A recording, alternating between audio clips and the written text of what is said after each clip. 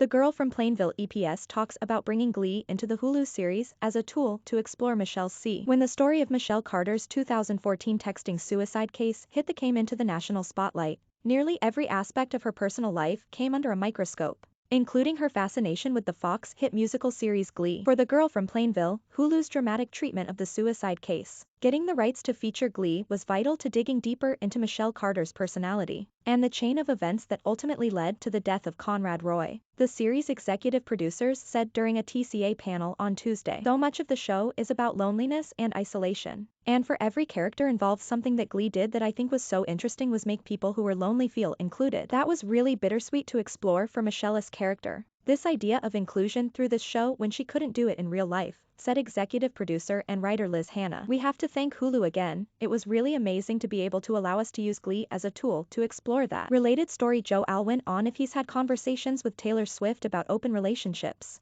which form center of conversations with friends. Set to debut March 29th. The Girl from Plainville is inspired by the true story of Michelle Carter's controversial texting suicide case, based off the Esquire article of the same name by Jesse Barron. The limited series will explore Carter's relationship with Conrad Roy III and the events that led to his death and, later, her controversial conviction of involuntary manslaughter. Fanning, who stars and executive produces alongside Hannah and Patrick McManus, expanded on Glee's impact on her character. Why scenes containing the Fox series summarizes so much about Carter and that generation of consumers. "I think the reason why she, and probably so many of us young people, loved Glee or Fault in Our Stars, the YA world, is because you can be the star of that show. You can put yourself in that fantasy. It's such an escape for people who feel alone," she said, also noting bigger themes of false reality and idolization. Glee throughout is so essential. Reading through Michelle's text throughout, she was a Glee beyond just tapping into Carter's love for Glee to dramatize the news story. The EPs referred to a number of sources ranging from Barron's eponymous Esquire feature, the actual court documents, and the real-life people involved in the tragedy. McManus revealed that the creatives consulted with Roy's mother Lynn Roy, who will be portrayed by Chloe Sevigny. The EPs, however, did not connect with the Carter family as they tend to avoid the media, McManus said. During the panel, the EPs, who were also joined by Sevigny and Ryan, spoke about how they approached the cast,